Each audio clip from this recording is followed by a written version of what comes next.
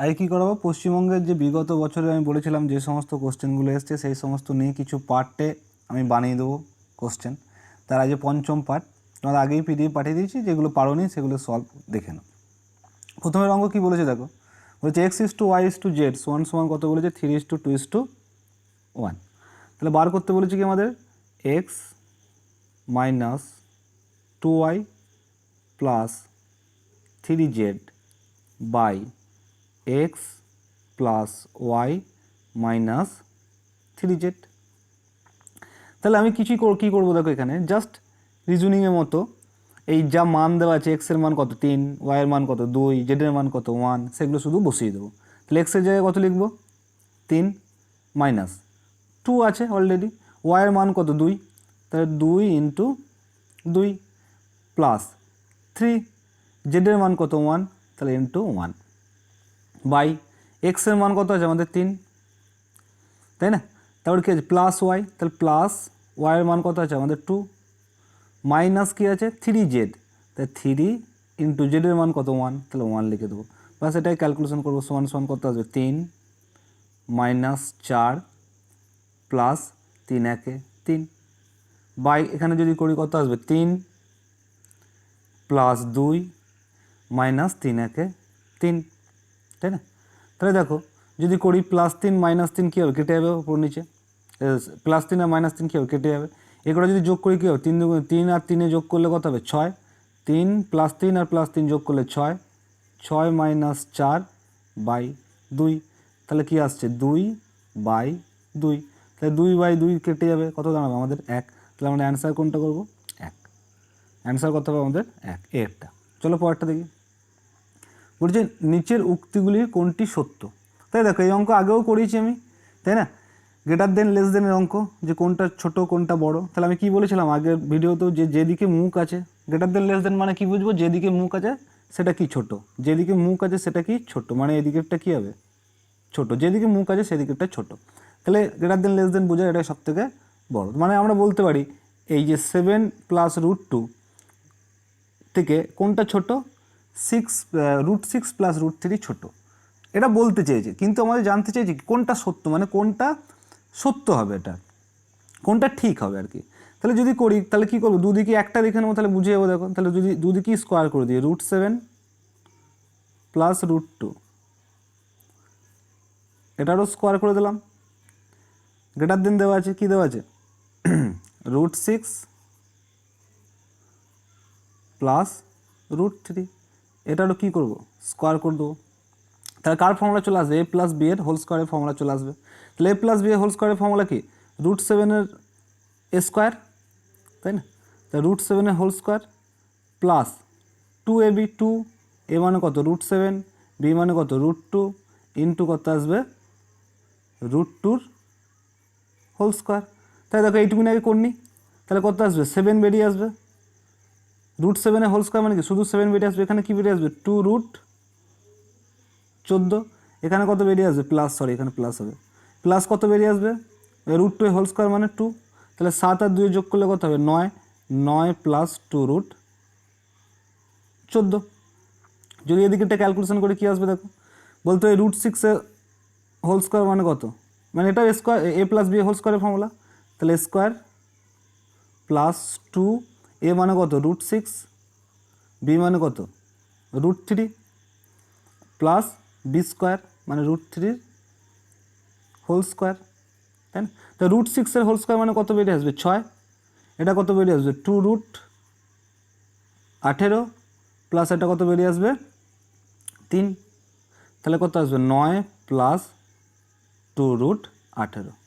দেখো আমি জাস্ট বলে দিচ্ছি, এগুলো মুখে মুখেই হয়ে যাবে, এখন শুধু দেখে নাও, তাই না? তাহলে 9 প্লাস 2√14 আসছে আর 9 প্লাস 2√18 আসছে, তাই না? তাহলে বলতে পারি 9 এখানেও 9, এখানেও 9, এখানেও 2, এখানেও 2, তাহলে √14 বড় না √18 বড়, তাই না? তাহলে আমরা সবাই বলতে পারি নিশ্চয়ই √18 মান √14 থেকে ডেফিনেটলি কী হবে, অবশ্যই বেশি হবে।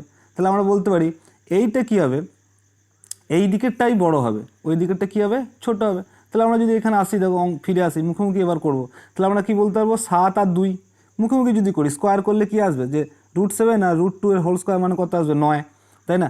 9-এর সঙ্গে পরেরটা দেখবো, এখানেও 9 আসছে, এখানেও 9 আসছে, তাহলে এখানে থাকছে কি 2√14, আর এখানে থাকছে কি 2√18। তাহলে আমরা দেখি বুঝতে পারছি 2√18 কি বড়। তাহলে আমাদের যেদিকে মুখ আছে সেটা ছোট হওয়া দরকার আছে, তাহলে এটা ছোট নয়, এটা কি বড়, তাহলে আমাদের প্রথমটা কি হবে, ভুল হবে। তাহলে পরেরটা যদি এরকমই মুখে দেখি কি দেখব, যে 11 √11 √3, তাহলে 11 3 যোগ করলে কত হবে, 14 আসবে, প্লাস 2 কি আসবে 2, আর √11 আর √3 গুণ করলে কত আসবে, √33।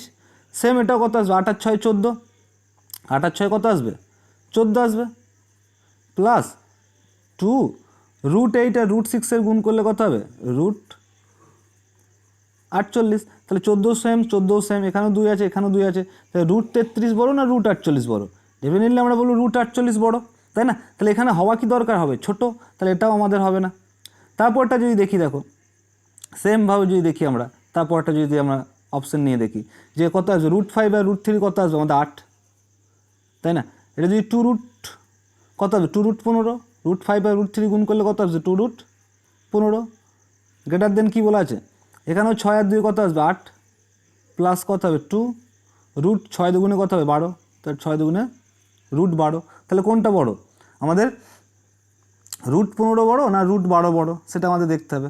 তাহলে আমরা বলতে পারি √15 এর ক্ষেত্রে কি আমাদের, যদি বলি 2√15 আছে এখানে, এখানে 2 দেখো 8 তো দুই জায়গাতেই এসছে, এখানেও কত এসছে 8, এখানেও কত এসছে 8, এখানে যদি বলি যে 2 কত 5 3 15 a প্লাস b, এখানে কত আসবে 6 দুগুণে 12, তাহলে আমরা বলতে পারি এটা আমাদের কি, নিশ্চয়ই √15টা বড় আর √12 কি ছোট, তাহলে আমরা বলতে পারি আমাদের আনসার কোনটা হতে পারে, যে এটা আমাদের কি মিলতে পারে, তাই না? এটা আমাদের কী হবে, 6 2 8 আর 6 5 3 15, তাহলে আমাদের অ্যান্সার কোনটা হবে, আমরা সেটটাই অ্যান্সার করবো, তাই না? সেটটা আমরা অ্যান্সার করবো। চলো পরেরটা দেখি। ওই যে একটি ভগ্নাংশের লব ও হরের, একটি ভগ্নাংশের লব ও, তাহলে দেখো এটা কি বলেছে, একটি ভগ্নাংশের লবের সঙ্গে 1 যোগ করলে ভগ্নাংশটি হয় হাফ, আর হরের সঙ্গে 1 বিয়োগ করলে ভগ্নাংশটি হয় 1/3, ভগ্নাংশটি কত। দেখো XY ধরেও করা যায়, কিন্তু XY ধরে না করে আমার মতে বলে সবথেকে হচ্ছে অপশন ধরে করো, সবথেকে তাড়াতাড়ি হয়ে যাবে। তাহলে আমি যদি প্রথম অপশানটা নিই 1/5, তাই না? তা কি বলেছে, প্রথম ভগ্নাংশটি লবের সঙ্গে 1 যোগ করলে, তাই লবের সঙ্গে যদি, লব মানে কোনটা, উপরে লব লব করে কালী খায়, তলায় হর হর মহাদেব, তাই না? তাহলে উপরে যদি লবের সঙ্গে 1 যোগ করি, তাহলে আমাদের কত হবে 2/5, 2/5 যদি হয় আমাদের কত বলেছে, হাফ হবে, 1/2 হবে, তাহলে 1/2 হচ্ছে না, তাহলে প্রথম অপশন হবে না।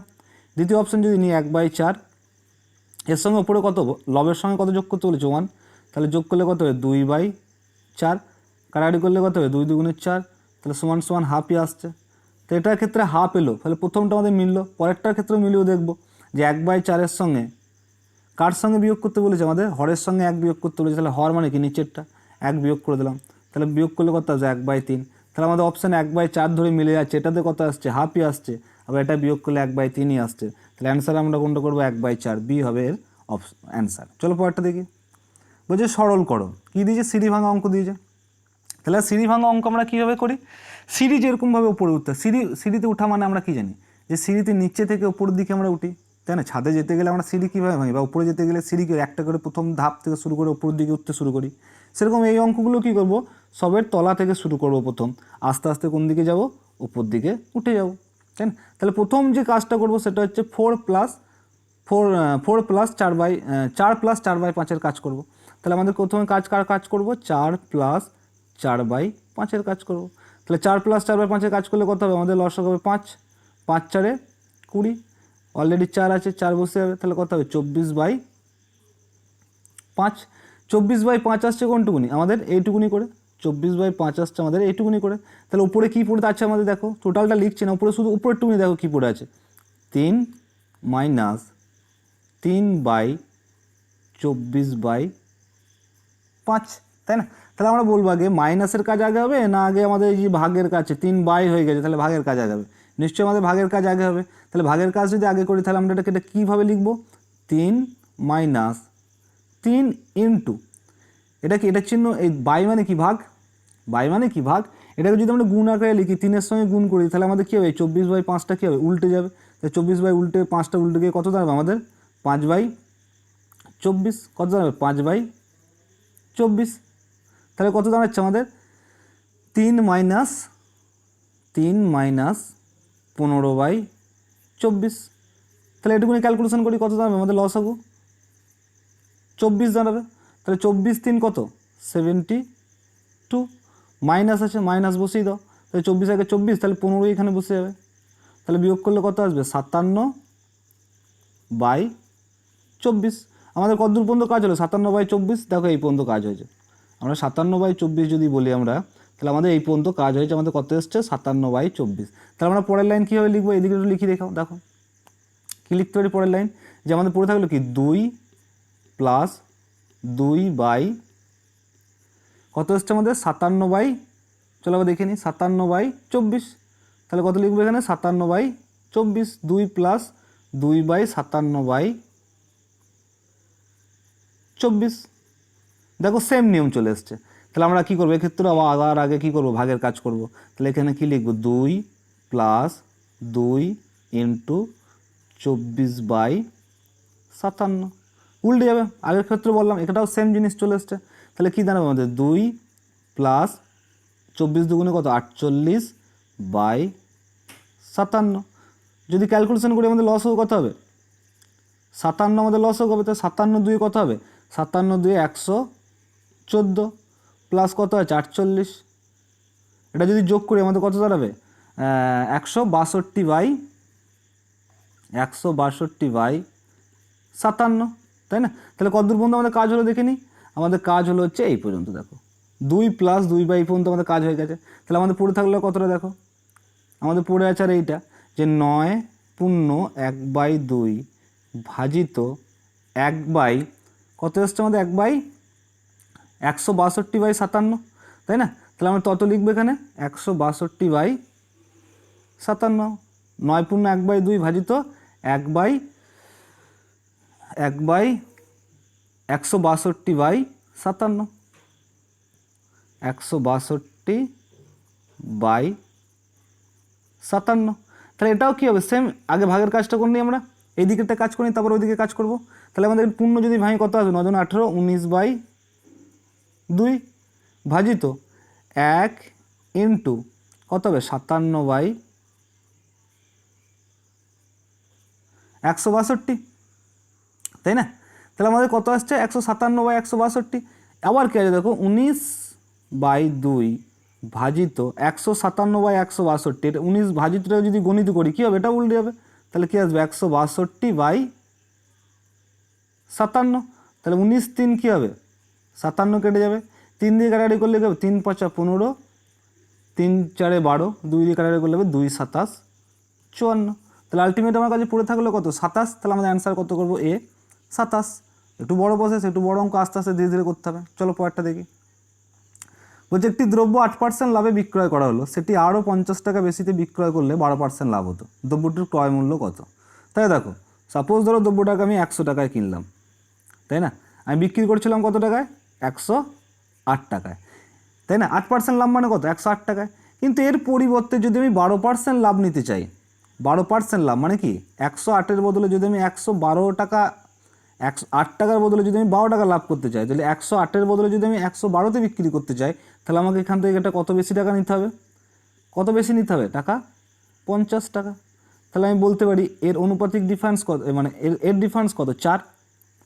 108 আর 112 ডিফারেন্স কত 4, আর 4 মানেই কত 50। তাহলে 4 মানে হচ্ছে 50, 1 মানে কত, আর 100 ধরেছে আমাদের ক্রয় মূল্য, 100 মানে কত।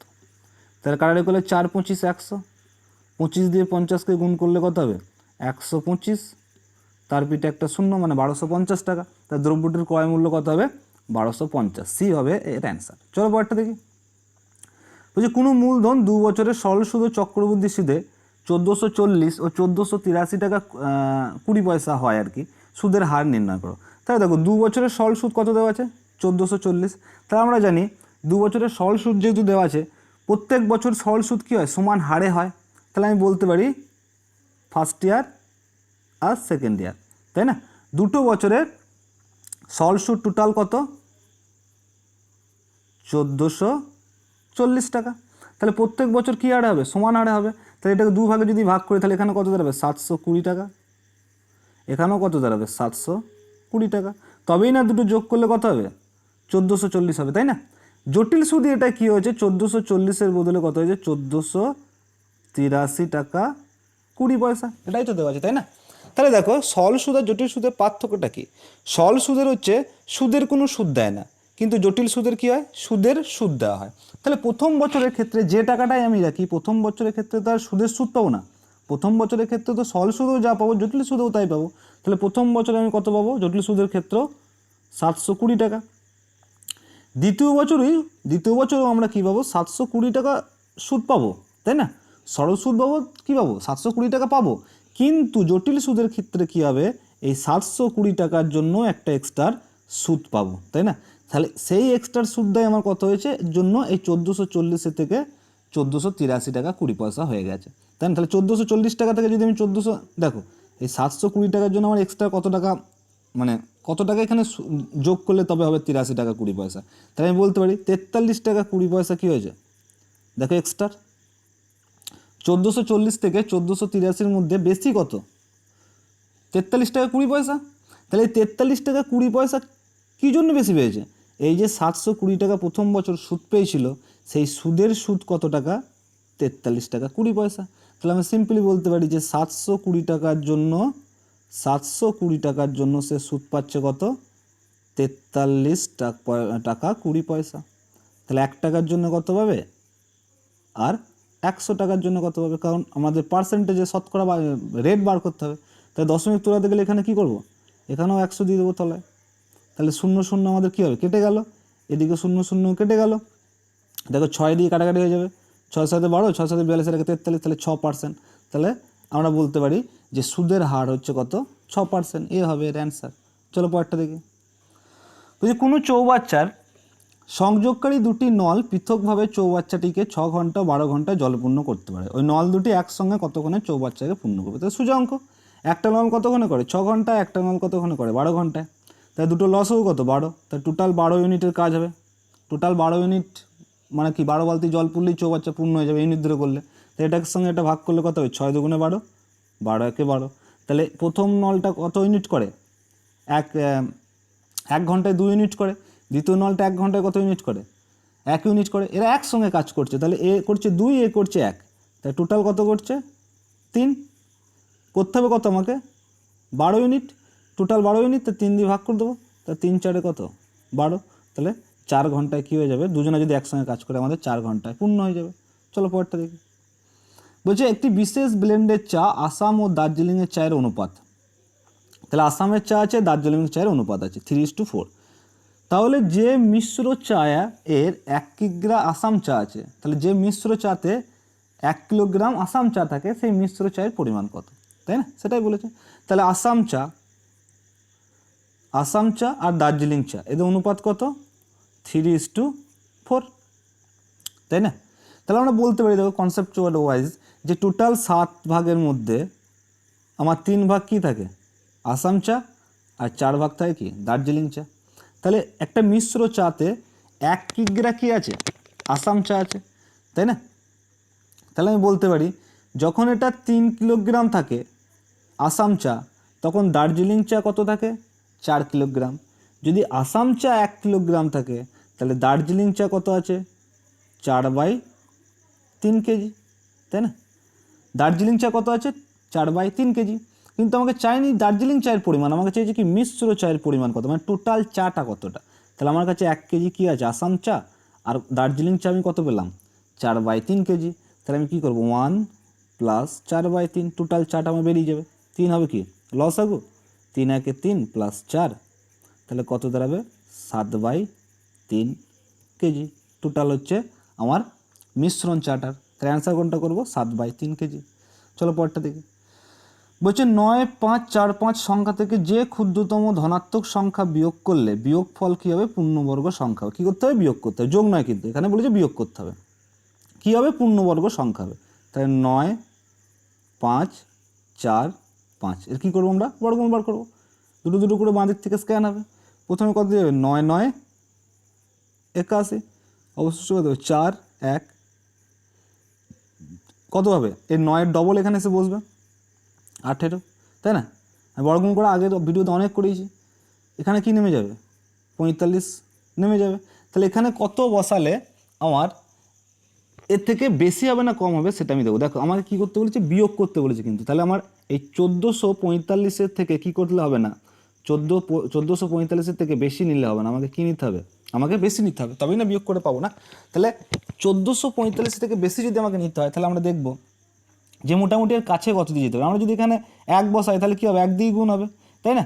যদি আমরা এখানে মোটামুটি দেখি যে যদি 18 আছে, যদি আমরা 6 বসাই কত হতে পারে, 6 দিয়ে দেখি, 6 6 36, হাত আগে 3, 8 6 48 আর 3 51, হাত আগে 5, তাহলে 1116। তাহলে এর থেকেও নিশ্চয়ই বেশি হবে।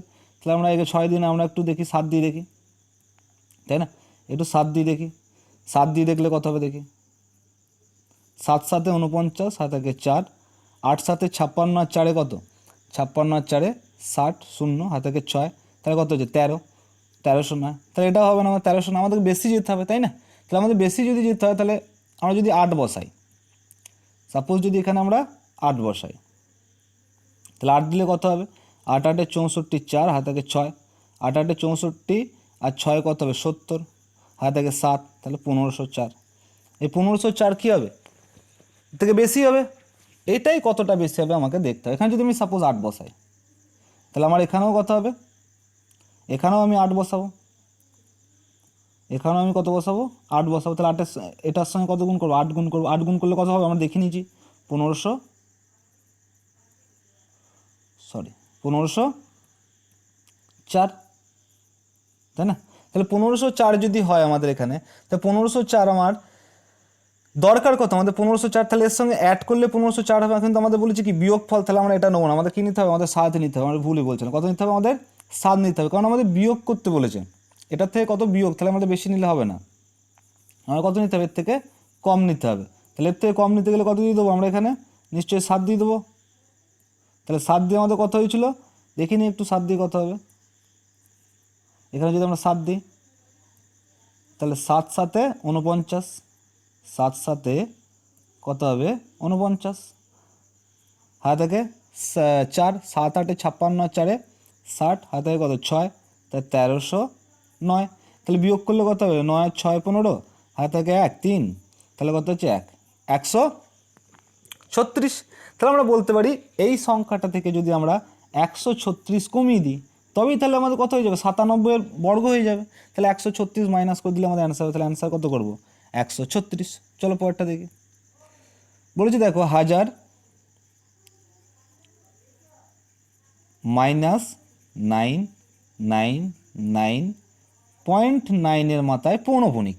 তাহলে পৌনঃপুনিক অঙ্ক দিয়েছে, তাহলে পৌনঃপুনিক অঙ্ক আমি যদি বিয়োগ দিয়ে দেয় তাহলে আমরা কি, আমি তো সহজভাবে বলে দিয়েছি আগেও যে কী লিখবো, এটা লিখে নাও 1000 পয়েন্ট, 3টে জিনিস না, 1টা 2টো মিনিমাম 3টে নেবো, পয়েন্টের পর কটা নেবো 3টে, কারণ পয়েন্টের পর এখানে একটা আছে, এখানে কত বসাবো 9 9 9 পয়েন্ট, 9 রিপিট হচ্ছে বারবার, তাই 9টা আমি 3বার লিখে দিই মিনিমাম, যদি 4বারও লিখতে পারো কোনো প্রবলেম নেই, 4বারও লিখতে পারো। বিয়োগ করলে কত হবে, 9 আর 1 10, হাতে 1 10, 0 মিলে গেল, আবার কি 9 আর 1 10, হাতে 1 10, 0 মিলে গেল, তাই না। তাহলে আমাদের কত দাঁড়াচ্ছে, 0.01 দাঁড়াচ্ছে। দেখো আবার বলে দিই, 9 আর 1 10, হাতে 1 10 10 মিলে গেল, 9 আর 1 10, হাতে 1 10 10 মিলে গেল, তাই 9 আর 1 10, তাহলে আমাদের কত আসবে, সরলতম মান কত আসবে, 0.01 এর মাথায় কী আসবে 0.01, আর 0.01 এর মাথায় আমাদের কী হচ্ছে, পৌনঃপুনিক দাঁড়াচ্ছে। তাহলে আমাদের 0.01 যেহেতু বারবার রিপিট হচ্ছে, আমাদের অ্যান্সার এখানে কী করবো 0.01, তাহলে আমাদের অ্যান্সার কত হবে 0.01। চলো পরেরটা দেখি, বলেছি দেখো 2 ইঞ্চি ইন্টু 3 ইঞ্চি মাপের একটি ফটোকে সমভাবে বর্ধিত করায় তার ক্ষেত্রফল 9 গুণ বৃদ্ধি পেল, বিবর্ধিত চিত্রের প্রস্থ কত। তাহলে কি বলেছে, একটা 2 ইঞ্চি ইন্টু 3 ইঞ্চি,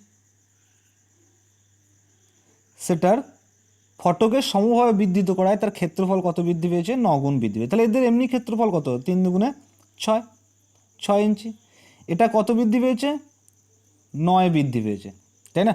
সমভাবে বৃদ্ধিত করায় কত বৃদ্ধি পেয়েছে, 9 বৃদ্ধি পেয়েছে। তাহলে আমরা বলছি সমভাবে যেহেতু বৃদ্ধি করেছে, তাহলে আমি বলতে পারি এখানেও 3 গুণ বাড়িয়েছে, এখানেও 3 গুণ বাড়িয়েছে, তবেই না আমার 9 গুণ বেড়ে যাচ্ছে টোটাল। দেখো 3 3 9, এখানেও কত গুণ বেড়ে গেছে 9 গুণ। আবার সমভাবে এখানেও 3 বাড়বে, আমার এখানেও 3 বাড়বে, কারণ যেহেতু সমভাবে বলেছে। তাহলে আমাদের প্রস্থ সেক্ষেত্রে কত দাঁড়িয়ে যাবে 6 ইঞ্চি ইন্টু দৈর্ঘ্য কত দাঁড়িয়ে যাবে 9 ইঞ্চি। দেখো যেটা গুণ করলে কত হচ্ছে 9 6 54 ইঞ্চি, আর এখানেও 9 গুণ বাড়লে কত হচ্ছে 9 6 54 ইঞ্চি। তাহলে আমাদের অ্যান্সার কত হবে 6 ইঞ্চি। চলো পরেরটা দেখি। বলছে 3√7 বাই √2 প্লাস √5 মাইনাস 5√5 বাই হচ্ছে √2 প্লাস √7 প্লাস √8 বাই হচ্ছে √5 প্লাস √7। তাহলে এটা দেখো এই ধরনের করতে গেলে কর্ণ নিরসন করতে হবে। কীভাবে কর্ণ নিরসন করবো আমি একটা একটা করে পাঠ করে দিই। যে প্রথমে কী হবে 3 কী আছে √7। তাহলে দেখো এখানে আমাদের এটা একটু সাজিয়ে নিই, বড়টাকে আগে নিয়ে আসি, তাহলে আমাদের সুবিধা হবে। কেন সুবিধা হবে শেষবেলায় বুঝতে পারবে। তাহলে এখানে আমি লিখতে পারি √5 প্লাস √2। √2 প্লাস √5 ছিল, আমি এটাকে লিখলাম কি √5 প্লাস √2।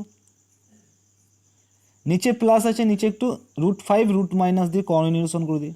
√5 মাইনাস √2,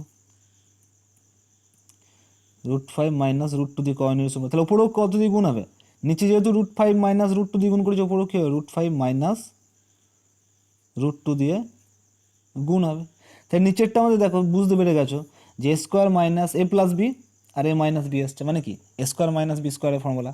এটা কার formula a square minus b স্কোয়ারের formula, a plus B a minus b. তাহলে আমরা বলতে পারি কি √5 এর হোল স্কোয়ার মানে কত 5, মুখে মুখে √5 এর হোল স্কোয়ার হয়ে যাবে, মানে a মানেই কত √5 এর হোল স্কোয়ার কত মানে 5, আর √2 এর হোল স্কোয়ার মানে কত 2, তাই না, রুটটা উঠে যাবে 2। তাহলে এখানে যদি আমি লিখি কত হবে 3√7 √5 মাইনাস √2। তাহলে কী আসবে আমার এখানে 5 আর 2 এর যদি আমরা বিয়োগফল করি সমান সমান কত আসবে, এক লাইনই করে দিচ্ছি, কত আসবে 3। এই 3 আর এই 3 কেটে যাবে। এই জন্যই আমরা কী করেছিলাম যে বড়টাকে সংখ্যাটাকে আগে নিয়ে আসতে, তাহলে 3 3 কেটে গেল। তাহলে এবার যদি আমরা এটা গুণ করি কত √7 আর √5 গুণ করলে কত হবে √35 মাইনাস √14, এটুকুনি দাঁড়াবে, তাই না। বেশ, এটা তো একটা পার্ট হলো, তাহলে আমাদের পরের পার্টটাও করতে হবে। তা পরের পার্টটা যদি আমরা এদিকে করি দেখো কত দাঁড়াচ্ছে, আমাদের কত আছে 5√5, কত আছে √7টাকে আগে নিয়ে আসবো, প্লাস √2টাকে কী করবো পরে নিয়ে যাব। তাহলে বুঝিয়ে গেছো এখানেও কী করতে হবে √7 মাইনাস √2 নিচে গুণ করব, তাহলে ওপরেও কত দিয়ে গুণ হবে √7 মাইনাস √2 দিয়ে। তাহলে এখানেও সেম প্রসেস কী আসবে a plus B a minus B, মানে কত আসবে নিচে তো এখানে 5 আসবে, তাহলে এই 5 5 কী হবে কেটে যাবে, পড়ে থাকবে কি শুধু আমাদের √5 আর √7 মাইনাস √2। এটা গুণ করলে কত দাঁড়াবে আমাদের √35 মাইনাস √10, এটা পড়ে থাকবে। তাহলে এটা এই পার্টটা পেয়ে গেলাম, এই পার্টটা পেয়ে গেলাম। এবার পরের পার্টটা যদি করি তাহলে পরের পার্টটা আমাদের কী হবে দেখো কী আসবে আমাদের √8 আছে, তাই না, বাই কত আছে √5 √7, তাহলে 7টাকে আগে নিয়ে আসবো, 5টাকে পরে লিখে দেবো। সেম প্রসেস এটাও করবো, কী করবো √7 মাইনাস √5 দিয়ে নিচে গুণ করবো, ওপরেও কী করবো √7 মাইনাস √5 দিয়ে গুণ করব, তাই না। এই 8 মানে আমরা কী লিখতে পারি √8 মানে আমরা কী লিখতে পারি 2√2 মাইনাস কী আছে √7 মাইনাস √5, আর এটা ভাঙলে কী হবে a plus B a minus B মানে 7 মাইনাস 5 মানে কত 2, এই 2 2 কী হবে কেটে যাবে, পড়ে থাকবে কি আমার 7 দুগুণে 14 √14 মাইনাস √10। তাহলে তিনটে জিনিস আমি পেয়ে গেছি। এবার যদি এটা আমরা সাজিয়ে লিখি তাহলে প্রথম ক্ষেত্রে আমরা কী পেয়েছিলাম একটু লিখে নিই, প্রথম ক্ষেত্রে আমরা কী পেয়েছিলাম একটু এই জায়গাগুলো লিখে নিই। প্রথম ক্ষেত্রে আমরা পেয়েছি √35 মাইনাস √14। দ্বিতীয় ক্ষেত্রে কত পেয়েছি আমরা কী আছে মাইনাস আছে, তাহলে মাইনাস সাইনটাকে বসিয়ে দাও, এখানে কী হবে মাইনাস সাইন বসিয়ে দাও, ব্র্যাকেট দাও। কী পড়ে আছে আমাদের এখানে কী পেয়েছিলাম আমরা এখানে পেয়েছিলাম √35 মাইনাস √10, তাহলে এখানে কত লিখব আমরা পেয়েছি √35 মাইনাস √10। মাঝখানে কী সাইন আছে দেখিনি একটু, চলো প্লাস সাইন, তাহলে এখানেও কত হবে প্লাস, ব্র্যাকেট দাও। এখানে আমরা শেষ পর্যন্ত কী পেয়েছি √14 মাইনাস √10, তাহলে এখানে কী লিখবো √14 মাইনাস √10। এটা যদি ক্যালকুলেশন করি কী হবে দেখো, আমরা যখনই মাইনাসের পর ব্র্যাকেট ভাঙবো তখন কী হয়ে যাবে আমাদের, এটা যখনই মাইনাসের পর ব্র্যাকেট ভাঙবো তখন আমাদের কী হয়ে যাবে, কত ছিল সরি এটা ছিল 14, মাইনাস ব্র্যাকেট ভাঙলে এটা কী হবে প্লাস হয়ে যাবে, তাই না? তাহলে আমি বলতে পারি -35 প্লাস 35 কেটে যাবে, -14 প্লাস 14 কেটে যাবে, +10 -10 কেটে যাবে, তাহলে পড়ে থাকবে কি 0। তাহলে অ্যান্সার কী হবে আমাদের, আলটিমেট এটার 0 হবে অ্যান্সার। চলো পরটা দেখি। বলছে এ ও বি কোনো কাজ 2 দিনে সম্পন্ন করে, আলাদাভাবে এ কাজটা যে সময় লাগে বি এর তার থেকে 3 দিন বেশি সময় লাগে, বি কত দিনে কাজটি একাকী সম্পন্ন করবে। তাহলে এখানে কি কি বলা আছে আমার, যে এ প্লাস বি কত দিন 2 দিন, এ যে সময় নেয় তার থেকে বি 3 দিন বেশি সময় লাগে, তাহলে এ যদি এক্স দিনে করে বি কত দিনে করবে এক্স প্লাস 3 দিনে। তাহলে আমি বলতে পারি এ বি যদি 2 দিনে কাজটা করে একদিনে কত অংশ করবে 1/2 অংশ, এ একদিনে কত করবে 1/x অংশ, আর এ একদিনে কত করবে 1/x + 3 অংশ। তাহলে আমরা লিখতে পারি যে 1/x মানে এ, বি মানে কত 1/x + 3 সমান সমান এ বি কত করছে একদিনে হাফ অংশ। এটা যদি ক্যালকুলেশন করে এক্সের মান বার করে দিই তাহলে আমাদের কী চলে আসবে, আমরা মান পেয়ে যাবো। কিন্তু কী হয়ে যাবে, কোঅর্ডিনেশন করতে হবে, একটু বড় হয়ে যাবে। তোমাদের পরে শিখিয়ে দেবো, মিডল টার্ম ফ্যাক্টর চলে, সরি কোঅর্ডিনেশন বলছি, মিডল টার্ম ফ্যাক্টর চলে আসবে, তোমাদের পরে করে দেবো। যদি এগুলো অপশন ধরে করলে একটু সুবিধা হবে। দেখো যদি বলতে পারি আমরা যে বি কতদিন সময় বেশি নেয় এর থেকে, এ যদি আমার একদিনে করে বি কতদিন নেবে, মোটামুটি আমরা বলতে পারি এর থেকে 3 দিন বেশি নেবে, মানে 4 দিন নেবে। তাহলে সাপোজ যদি বলি আমার এখানে বি কতদিনে করে কাজটি সেটা বার করতে দিয়েছি, তাহলে বি আমি ধরলাম 3 দিনে করে, তাহলে বি যদি 3 দিনে করে, বি যদি 3 দিনে করে তাহলে এ নিশ্চয়ই এর থেকে বলি যে 3 দিন, তাহলে এ হবে 0 দিন, তাহলে 0 আর 3 এর মধ্যে কোনো সম্পর্ক হবে না, তাহলে আমাদের কি প্রথম অপশন হবে না। তারপরটা কি যদি বলি যে বি যদি 4 দিনে করে তাহলে এ আমার কত দিনে করবে, 1 দিনে করবে, তাই না? তাহলে বি যদি 4 দিনে করে, এ যদি 1 দিনে করে, দুজনে একেত্তরে কি হাফ দিয়ে 1 2 দিনে করতে পারবে? যদি একটু দেখিয়ে নিই তাহলে কত হবে দেখো, 4 আর 1 যদি ইউনিট ধরি তাহলে লস হবে কত হবে 4, তাহলে 4 1 4, 4 1 4 আর 1 1 1, তাহলে সরি 4 1 4 1 দিয়ে হচ্ছে 4, তাহলে 4 আর 1 5 ইউনিট করবে এটা পার ডে, তাহলে 4 ইউনিট টোটাল কাজ, তাহলে এটাও তো আমাদের সলিউশন আসছে না। তাহলে আমরা যদি বলি যে 5 দিন ধরে যদি আমরা করি, তাহলে দেখো 5 দিন যদি ধরে করি তাহলে বলতে পারি এ বি যদি 5 দিনে করে, বি যদি 5 দিনে করে তাহলে একে আমার কত দিনে করতে হবে 3 দিনে করতে হবে, সরি 2 দিনে করতে হবে, তবেই তো না এর থেকে 3 দিন বেশি হবে, তাহলে লস হবে কত হবে 10, তাহলে 5 দুগুণে 10, 2 5 10, তাহলে টোটাল কত ইউনিট করছে 7 ইউনিট, তাহলে 10 ইউনিট করতে কম দিন টাইম লাগবে, তাহলে এটাও আমাদের মিলছে না, কারণ আমাকে 2 দিনে কাজটা শেষ করতে হবে। তাহলে আমি যদি বলি বি 6 দিনে করে, এ তাহলে কত দিনে করবে, তার থেকে 3 দিন কমে 3 দিনে, এতে লস হবে কত হবে 6, তাহলে 6 একে 6 আর 3 দুগুণে 6 ইউনিট ধরে যদি করি তাহলে 1 + 2 মানে কত 3, তাহলে এরা একদিনে কত ইউনিট করছে 3 ইউনিট, তাহলে 6 ইউনিট কাজ করতে দিয়ে কত লাগবে 3 দুগুণে 6, তাহলে এটা আমাদের কি মিলে যাচ্ছে। তাহলে আমরা অ্যান্সার কোনটা করবো, যে 6 দিন হচ্ছে বি এর সময় নেবে। এভাবে করতে পারি অপশন ধরে, কিংবা আমাদের এই মিল টার্ম ফ্যাক্টর ধরে, এই যেমন করে দিয়েছি এরপর মিল টার্ম ফ্যাক্টর করলেই, ক্যালকুলেশন করে মিল টার্ম ফ্যাক্টর করলেই চলে আসবে। চলো পরেরটা দেখি। বলছি পিতার বর্তমান বয়স তার কন্যার বর্তমান বয়সের 3 গুণ, তাই না? তাহলে পিতার বর্তমান বয়স কন্যার বর্তমান বয়সের 3 গুণ, তাহলে কন্যা মানে আমি কত বলতে পারি, কন্যা সমান সমান আমি বলতে পারি এক্স, পিতা সমান সমান কত হবে, পিতা সমান সমান নিশ্চয়ই 3 গুণ বলা আছে, মানে কত দাঁড়াবে আমাদের 3x। বলছি 15 বছর আগে পিতার বয়স পুত্রের বয়সের 6 গুণ ছিল, কন্যাটি পুত্র অপেক্ষা 4 বছরের ছোট, কন্যাটি কি বলেছে পুত্র অপেক্ষা 4 বছরের ছোট, তাহলে পুত্রের বয়স কত দাঁড়াবে আমাদের, কন্যা যদি ছোট হয় তাহলে পুত্র নিশ্চয়ই বড়, কত বছরে বড় 4 বছরে বড়, তাহলে x + 4, তাই না? তারপর এই লাইনটা এসে 15 বছর আগে পিতার বয়স তার পুত্রের বয়সের 6 গুণ ছিল, তাহলে 15 বছর আগে পিতার বয়স কত ছিল 3x - 15, পুত্রের বয়স 15 বছর আগে কত হবে x + 4 হচ্ছে বর্তমান, 15 বছর আগে যেতে গেলে -15 করব।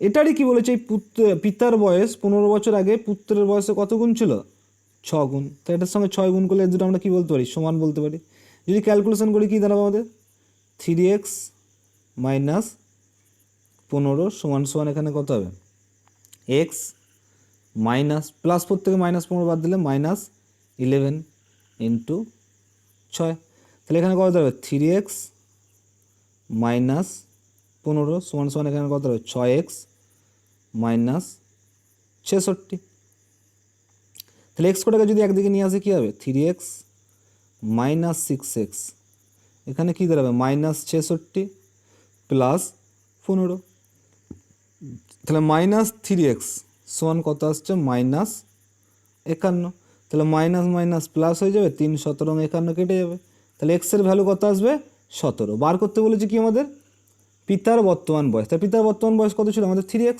তাহলে এক্সের মান আমাদের কত এসছে এক্সের মান এসছে আমাদের 17, তাহলে 3x মানে কত হবে 3x মানে কত হবে 17 ইন্টু 3, তাহলে কত হবে 17 3 51 বছর, তাহলে পিতার বর্তমান বয়স কত হবে 51 বছর। চলো পরেরটা দেখি, বলছে 360 মিটার দীর্ঘ একটি মালবাহী ট্রেন 30 কিমি পার ঘন্টা বেগে যাচ্ছে, 140 মিটার দীর্ঘ প্ল্যাটফর্মকে অতিক্রম করতে কত সময় নেবে, সোজা অঙ্ক। তাহলে আমরা কি জানি 10 প্ল্যাটফর্মকে অতিক্রম করছি, তাহলে সিম্পলি বারবার বলি তাই না 10 প্লাস প্ল্যাটফর্ম, তাহলে 10 প্লাস প্ল্যাটফর্ম করলে কত হবে 360 হচ্ছে ট্রেনের দৈর্ঘ্য, প্ল্যাটফর্মের দৈর্ঘ্য হচ্ছে 140, টোটাল যোগ করলে হচ্ছে 0 10 500 মিটার যেতে কত সময় নেবে সেটাই বার করবো তাই না।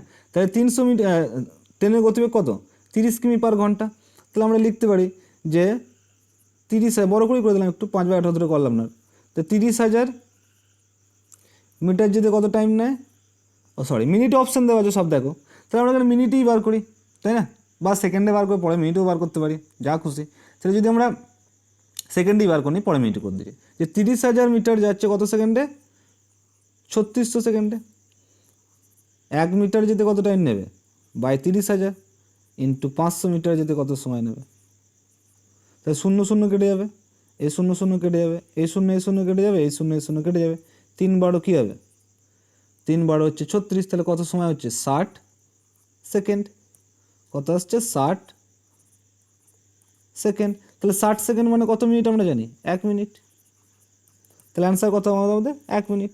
চলো পরেরটা দেখি, বলছে এবিসিডি এটি অন্তস্থ আয়তক্ষেত্রে অন্তস্থ পি যে কোনো একটি বিন্দু হলে নিচের কোনটি সঠিক, তাহলে দেখো একটা আয়তক্ষেত্র নিই তাই না, একটা আয়তক্ষেত্র নিই, তাহলে এটা যদি আয়তক্ষেত্র নিই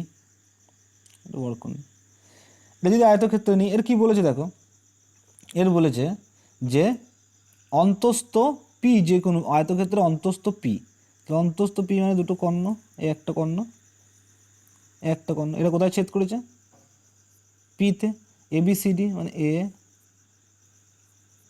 বি সি ডি, তাহলে বলেছে কোনটা সঠিক। দেখো এগুলো হচ্ছে দেখ এই ধরনের অঙ্কগুলো কী বলতো মানে ফর্মুলা প্রমাণ করার অঙ্ক, তাহলে এগুলো অ্যাকচুয়ালি মুখস্থ করাই দরকার সব থেকে বেটার। তাহলে আমরা জানি কি যে এবিসিডি হচ্ছে একটা আয়তক্ষেত্র, এবং আয়তক্ষেত্রের প্রতিটা কর্ণ কত হয়, প্রতিটা কোণ কত হয় 90 ডিগ্রি, এবং এদের কর্ণগুলো পরস্পর স্কোয়ারের যোগফলের সমান হয়। তাহলে কি লিখবো যোগফলের সমান মানে কি বলতে চাইলাম আমি যে P A square plus PC square সমান সমান অলওয়েজ কী হবে PB square plus PD square. মুখস্থ জিনিস এগুলো একটু জেনে রাখতে হবে, তাহলে এগুলো প্রমাণ করার জিনিস হয় জ্যামিতির। তাহলে পিএ সমান সমান পিসি স্কোয়ার, পিবি সমান সমান কী হবে পিডি স্কোয়ার, তাহলে অ্যান্সার আমরা কোনটা করবো 2, এতে মানে বি হবে এর অ্যান্সার। চলো পরেরটা দেখি, বলেছি দেখো 2 - 5/7 এত -2 - 7/9 2 - 9/11 ডট ডট ডট 2 - 201/203 এর সরলতম মান কত। তাহলে যদি প্রথমটা আমরা ক্যালকুলেশন করে দেখি কত দাঁড়াচ্ছে, তাহলে তো কী হবে 7 হবে লসাগু, 7 দুগুণে 14 -5, তাহলে কত আসছে 9/7। পরেরটা কত হবে 9 লসাগু, 9 দুগুণে 18 -7, তাহলে কত হচ্ছে 11/9 ইন্টু তারপরটা কত বলেছে 11 লসাগু হবে, তাহলে 11 দুগুণে 22 -9 মানে কত দাঁড়াচ্ছে 13/9, 13/11 13/9 11, তাহলে এখানে কত লিখবো 13/11 dot dot dot dot dot কত আছে 203/2 পূর্ণ, তাহলে লসও কত হবে 203, 203 আর 2 গুণ করলে 406 মাইনাস 201, তাহলে আমরা কত লিখবো 205/203। বাস হয়ে গেছে। এবার দেখবো আমরা কোন দিক থেকে কোন দিকে কাটছে, জাস্ট এই অঙ্কে কোন দিক থেকে কোন দিকে কাটছে দেখলেই হয়। তাহলে দেখো উপর থেকে কোন দিকে, এই দিক থেকে কোন দিকে কাটছে, এই দিকে, তাহলে আমরা বলতে পারি এই দিক থেকে এদিকে সব কাটতে কাটতে চলে যাবে। তাহলে এদিক থেকে 203ও কী হবে, কেটে যাবে, পড়ে থাকবে কি 205/7। 205/7কে যদি আমরা কী ভাঙি তাহলে কত দাঁড়াবে আমাদের 7 দুগুণে 14, 65, 7 9 63, হাত থেকে 2, তাহলে 29 পূর্ণ 2/7, কত দাঁড়াবে 29 পূর্ণ 2/7 এর অ্যান্সার হবে। চলো পরেরটা দেখি। বলছি কবিতা রায় সবিতা রায় অপেক্ষা 10% বেশি। কবিতা রায় কার থেকে বেশি, সবিতার থেকে বেশি, 10% বেশি। তাহলে Sabita, S for Sabita, K for Kabita. তাহলে কবিতা রায় সবিতার থেকে 10% বেশি, মানে সবিতা যদি 100 টাকা হয়, কবিতা আমার কত হবে 110 টাকা। কি বার করতে বলেছে, সবিতা রায় কবিতা অপেক্ষা কত কম। তাহলে সবিতার আয় কত কম, 110 থেকে নিশ্চয়ই 10 টাকা কম, তাই না? তাহলে আমরা লিখবো কি, সবিতা রায় কবিতার থেকে 110-এ কত কম, 10, 1-এ কত, 100-এ কত, তাহলে 0 0 কেটে গেল, পড়ে থাকবে কি 100/11, তাহলে কত হবে 9 11 99, 9 পূর্ণ 1/11%। তাহলে অ্যান্সার কত করবো 9 পূর্ণ 11%, মানে বিয়েরটা। চলো পরেরটা দেখি। বলছি পি জন লোক পি দিনে পি সংখ্যক কাজ করতে পারে, তবে কিউ জন লোকের কিউ সংখ্যক কাজ করতে কতদিন সময় লাগবে। তাহলে আমরা কী ফর্মুলা করে দেবো, M1 D1 এর ফর্মুলা করে দেবো। তাহলে আমরা ফর্মুলা কী জানি, M1 D1 T1 W2, W2টাও পড়ে হয়, তাই না? এখানে কি জানি M2 D2 T2 W1। তাহলে M1 এর জায়গায় প্রথম ফুল স্টপ পর্যন্ত আমাদের সব 1 এর ঘর, তাহলে M1 এর জায়গায় আমরা কি লিখবো P, D1 এর জায়গায় আমরা কি লিখবো P দিন ইনটু P সংখ্যক কাজ করতে পারে। তাহলে P সংখ্যক কাজ মানে W1, এটা W1 আমাদের কোথায় বসবে, নিচে বসবে, ইনটু এটা কি আমাদের 2 এর ঘর, তাহলে কিউ জন লোকের কিউ সংখ্যক কাজ, তাহলে লোক M2 কত হবে আমাদের কিউ হবে, তাই না? বার করতে বলেছে কত দিন লাগবে, মানে D2 বার করতে বলেছে আমাদের, কত সংখ্যক কাজ হচ্ছে কিউ সংখ্যক, তাহলে W2 কোথায় বসে, উপরে বসে, তাহলে আমাদের কিউ কিউ কী হবে, কেটে যাবে উপর নিচে, পি কেটে যাবে আমাদের উপর নিচে, তাহলে D2 সমান সমান কী হবে, D2 সমান সমান হবে পি দিন। তাহলে অ্যান্সার কী করবো, এ, পি দিন হবে এর অ্যান্সার। চলো পরেরটা দেখি। বলছে 25 মিটার দীর্ঘ 17 মিটার প্রস্থ বিশিষ্ট একটি আয়তকার বাগানের চারিদিকে 2 মিটার চওড়া রাস্তা আছে, রাস্তাটির ক্ষেত্রফল কত। তাহলে বারবার করিয়েছি, তাই না? কী আছে, আয়তকার বাগান, তাহলে এটা যদি আমি আঁকি, এটি আয়তক্ষেত্র নিই, এটা আয়তক্ষেত্র নিলাম, তাই না? এর আয়তক্ষেত্রের বাইরের দিক দিয়ে আবার কী আছে, এটা চওড়া রাস্তা আছে, বাইরের দিক দিয়ে একটা চওড়া রাস্তা আছে। তাহলে আমি বলতে পারি কী কী দেওয়া আছে আমাদের, দেখো কী কী দেওয়া আছে, দেখো বলছে 25 মিটার দীর্ঘ, তাহলে প্রথম আয়তক্ষেত্রের দৈর্ঘ্য কত বলেছে, এটা হচ্ছে 25 মিটার ছোটোটার, তাই না? আর বলেছে কি 17 মিটার প্রস্থ বিশিষ্ট, তাহলে এই প্রস্থটা কত বলেছে 17 মিটার। তাহলে আমরা এই যে আমার আয়তক্ষেত্র দিয়েছি, এর ক্ষেত্রফল কত হবে আমাদের, আমরা কতবার করবো 25 × 17, আগে অনেকবার করেছি এই অঙ্ক। তাহলে 25 × 17 করলে কত হবে 250, 10 দিয়ে গুণ করলে 250, আর 7 দিয়ে গুণ করলে কত হবে 175, এই দুটো যোগফল, কিংবা তোমরা গুণ করে নিতে পারো। তাহলে কত দাঁড়াবে আমাদের 5, 5 আর 7 12, 3 আর 1 4, 425। এবার দেখো যখন 2 মিটার চওড়া রাস্তা বলেছে, তাহলে আমরা এই বলতে পারি কি এই আমাদের বার করতে হবে কি অ্যাকচুয়ালি এই রাস্তাটা আমাদের অ্যাকচুয়ালি বার করতে হবে কোনটা, এই রাস্তা, এই যে রাস্তা, এই রাস্তার কী বার করতে হবে, ক্ষেত্রফল বার করতে হবে।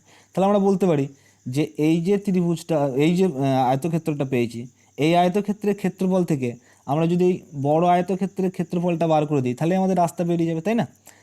কীভাবে বার করবো, দেখো সিম্পলি বলতে পারি যে এইটা ধরো তুলে নিয়ে আমি চলে গেলাম, তাহলে আমার পড়ে থাকছে কি মাঝখানে শুধু রাস্তাটাই পড়ে থাকছে, তাই না? মাঝখানে শুধু রাস্তাটাই পড়ে থাকছে। তাহলে আমরা বলতে পারি একবার ছোটো আয়তক্ষেত্রটার ক্ষেত্রফল বার করবো, এবার বড় আয়তক্ষেত্রের ক্ষেত্রফল বার করবো, দিকে ও মাইনাস করে দেবো। কিন্তু বড় আয়তক্ষেত্রের ক্ষেত্রফলটার, এটার বড় আয়তক্ষেত্রের ক্ষেত্রফল আমাদের বড় আয়তক্ষেত্রের ক্ষেত্রফল আমাদের দৈর্ঘ্য কত হবে, প্রস্থ কত হবে।